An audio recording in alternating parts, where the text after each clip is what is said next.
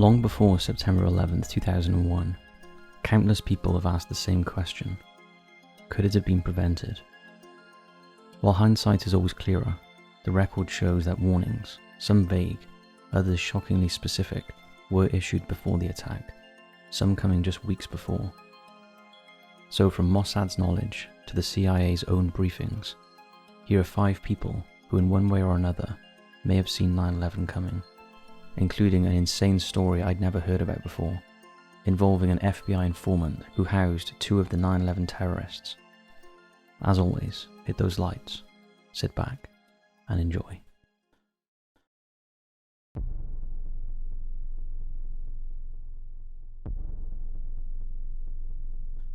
Ahmad Shah Massoud. Ahmad Shah Massoud was a famed Afghan resistance leader, often referred to as the Lion of Panjshir, and he occupied a unique and tragic place in the history surrounding the September 11, 2001 attacks. As commander of the Northern Alliance, Massoud had fought for decades against the Soviet occupation of Afghanistan, and later against the Taliban regime and their Al-Qaeda allies. In the months leading up to 9/11, Massoud issued a series of warnings that have since fueled speculation about his foreknowledge of the attacks on the United States. It starts with Massoud's intelligence network within Afghanistan, which was regarded as one of the most effective of its time, particularly in monitoring the activities of Al-Qaeda and the Taliban. In April 2001, just 5 months before 9/11, Massoud travelled to Strasbourg, France, and addressed the European Parliament. During this speech, he explicitly warned Western leaders that Afghanistan had become a hub for international terrorism under Taliban rule. He stressed that if outside powers did not assist in confronting this threat, terrorism would soon strike beyond Afghanistan's borders, directly into the United States and Europe. According to multiple reports, Massoud spoke with conviction about the possibility of a massive terrorist attack being planned by Al-Qaeda. These warnings have been interpreted by some as evidence that Massoud possessed insider knowledge of the 9/11 plot itself, or had heard through the grapevine that something serious was coming. Many say he did not know exactly what was being planned, but had a broad awareness of Al-Qaeda's ambitions and capabilities, rather than specific details of the hijackings. His intelligence officers had long observed foreign fighters training in Taliban-controlled territory, and reports from defectors hinted at preparations for unprecedented attacks in the USA. Nonetheless, the international community, particularly the United States, largely failed to act on Massoud's appeals, and as far as we're aware, there was no attempt to contact him or ask what he knew or had heard. However, there is one aspect of this situation that is strange. On September 9, 2001, 2 days before 9/11, Massoud was killed in a suicide bombing carried out by Al-Qaeda operatives posing as journalists. Analysts widely agree that his death was part of Al-Qaeda's strategy to remove the most formidable Afghan opponent to the Taliban before the US could retaliate to 9/11. His elimination effectively weakened the Northern Alliance, leaving the Taliban temporarily unchallenged as the attacks unfolded. In hindsight, Massoud's fate underscores the tragic disconnect between intelligence warnings and geopolitical response. While there is no solid evidence to prove he had specific foreknowledge of the hijacking plot, Massoud clearly understood the scale of the danger Al-Qaeda posed to the West, but no one really listened or prepared. His warnings and ultimate death serve as a chilling prelude to 9/11, underlining the risks of ignoring credible intelligence. They also reflect the foresight of a leader who recognized the global implications of the war in Afghanistan long before the rest of the world did. Had he been taken seriously, thousands of innocent lives may have been saved.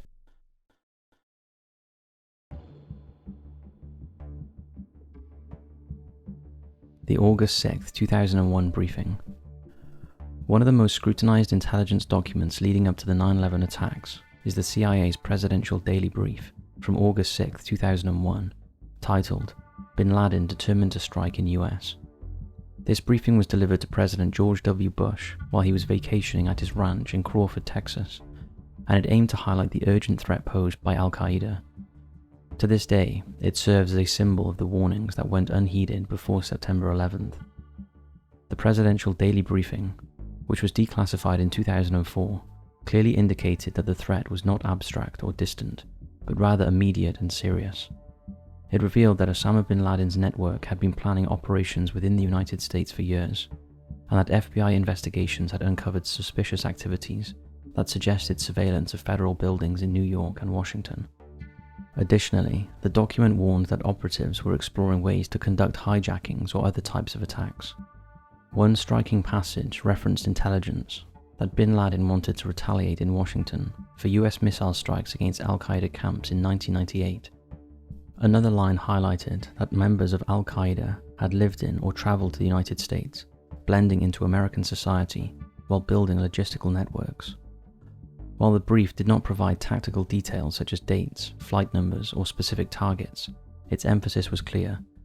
Al-Qaeda was intent on striking inside US borders, and preparations were underway.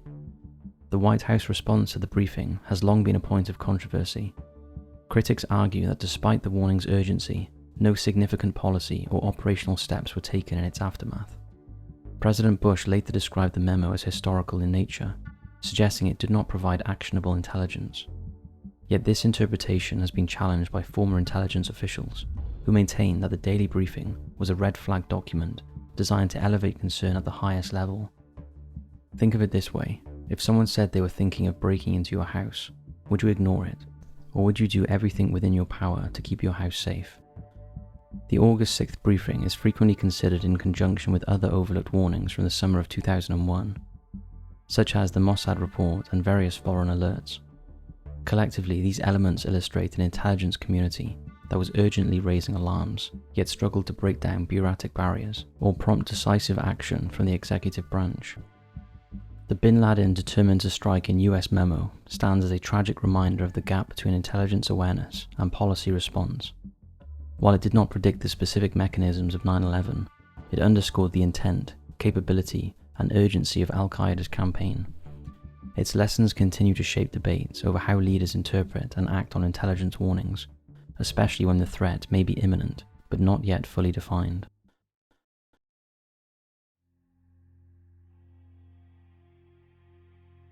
Mossad, Israeli intelligence. In the summer of 2001, the world's intelligence community was increasingly focused on the threat posed by Al-Qaeda. Among the agencies monitoring its networks was Israel's Mossad, long regarded as one of the most capable services in counterterrorism. On August 23, 2001, Mossad reportedly handed the CIA a list of 19 individuals in the United States suspected of preparing for an imminent attack. Alarmingly, 4 of the men later proved to be among the 9/11 hijackers. The names reportedly included Khalid ad-Minhar and Nawaf al-Hazmi, both Saudi nationals who were living openly in the US at the time. The two had entered the country in early 2000 and were later central to the hijacking of American Airlines Flight 77, which struck the Pentagon. Al-Minhar and Hazmi were already known to US intelligence before 2001, due to their connections to Al-Qaeda meetings in Malaysia. However, their movements within the United States were not monitored effectively. A warning from Mossad reportedly drew attention to their suspicious activities, but US agencies failed to link this intelligence to the broader hijacking plot. Other names allegedly flagged by Mossad included Marwan al-Shahi and Mohammed Atta, the Egyptian ringleader of the operation. Atta piloted American Airlines Flight 11, which crashed into the North Tower of the World Trade Center, while al-Shahi flew United Airlines Flight 175 into the South Tower. Atta in particular had drawn attention in the months leading up to 9/11, as his travel patterns, flight school training, and connections to radical Islamist circles should have raised red flags. Mossad's information, if accurately reported, suggests that they were tracking Atta's network well before the attacks. While the precise details of Mossad's intelligence remain murky, the timing is critical. Delivered less than 3 weeks before 9/11, the August 23rd report placed the CIA in direct possession of names that overlapped with key hijackers. Critics argue that if acted upon, the information could have led to the disruption of the plot, particularly since several of the identified men were already on US watch lists or had known ties to Al-Qaeda. However, defenders of US intelligence counter that the information may have been vague, one of many generalized warnings received that summer, and not actionable without further corroboration. The Mossad warning is part of a broader pattern. multiple foreign intelligence services, including those from Russia, Egypt, and Germany, warned the United States in 2001 that Al-Qaeda was preparing for a major attack. What makes the Israeli warning particularly noteworthy is its specificity and connection to 4 individuals who would play significant roles in the September 11th attacks. Whether this constitutes a missed opportunity or an unavoidable failure due to fragmented intelligence is a matter of debate. What is clear is that Mossad's report from August 23rd stands as one of the most striking examples of how pieces of the 9/11 puzzle were visible beforehand but not put together in time.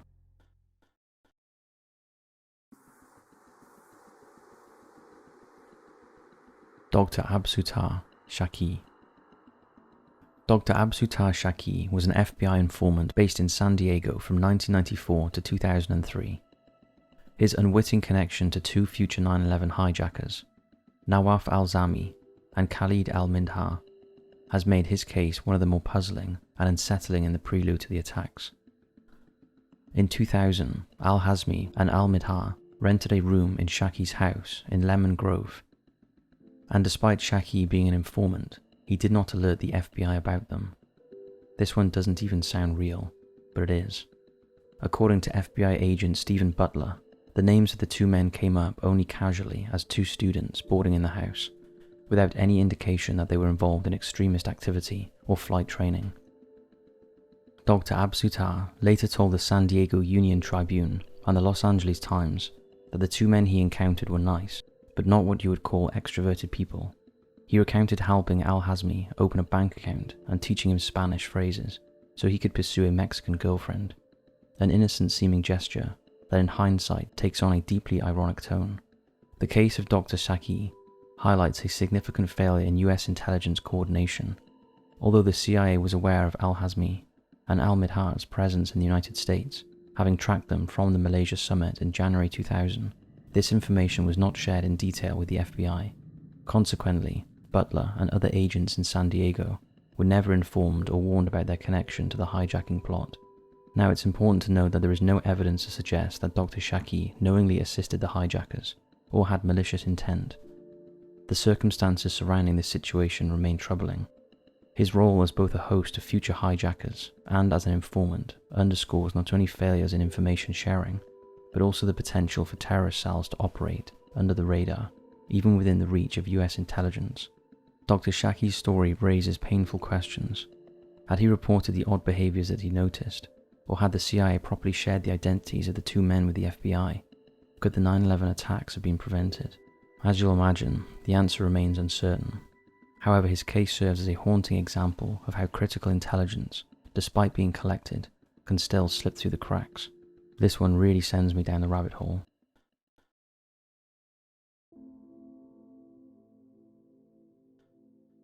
Rick Rescorla. Rick Rescorla, a British-born Vietnam War veteran and security chief for Morgan Stanley in the South Tower of the World Trade Center, is remembered as one of the heroes of September 11th. Beyond his extraordinary courage that day, Rescorla is also notable for his foresight. He had long predicted that terrorists would attempt to attack the Twin Towers, and spent years preparing his company for such an event. Rescorla's concerns about the World Trade Center date back to the early 1990s, following the 1993 bombing, in which a truck bomb exploded in the North Tower's underground parking garage. Rescorla became convinced that the Twin Towers were an obvious and vulnerable target. Collaborating with terrorist expert Daniel Hill, he warned that Islamist militants would not be deterred by a single failed attempt. Both men argued that the security protocols in place at the complex were inadequate, and that a more devastating attack could come from the air, potentially using hijacked planes as weapons. As Director of Security for Morgan Stanley, the largest tenant in the South Tower, with more than 2,500 employees, Rescorla refused to take chances. He instituted strict evacuation drills, sometimes to the frustration of executives and staff. Several times a year, he ordered full-scale practice evacuations down the stairwells, timing how long it took employees to exit the building. Colleagues initially perceived his insistence on evacuation drills as excessive, but on September 11, 2001, those drills proved to be life-saving. When Flight 11 struck the North Tower, building officials advised tenants in the South Tower to remain at their desks. However, Rescorla disregarded those instructions. Drawing on his military background and his strong belief that the towers were prime targets, he immediately began evacuating Morgan Stanley employees. With a bullhorn in hand, he moved from floor to floor, urging calm but swift evacuation, even singing Cornish and military songs to steady nerves. Thanks to his foresight and discipline, nearly all of Morgan Stanley's employees escaped safely before the South Tower collapsed at 9:59 a.m. Sadly, Rescorla himself did not survive. After ensuring that the majority of employees were clear, he returned to the building to assist stragglers and was last seen heading upward just before the tower's destruction. His body was never recovered. In the years since, Rescorla has been remembered not only as a hero, but as a man who foresaw the danger that others dismissed. His warnings about the vulnerability of the Twin Towers and his insistence on rigorous preparedness set him apart from many contemporaries. More importantly, his leadership on 9/11 saved thousands of lives. Rick Rescorla's story is a reminder of the value of vigilance, foresight, and preparation. Where others saw inconvenience, he saw necessity. Where others hesitated, he acted. His legacy stands as both a cautionary tale of ignored warnings and an inspiring example of how one individual's determination can change the outcome of history. He has a memorial in Cornwall here in the UK that we would love to go visit and pay our respects to one day. So that's it for this video. Thanks for watching, and stay tuned for another 9/11 video very soon.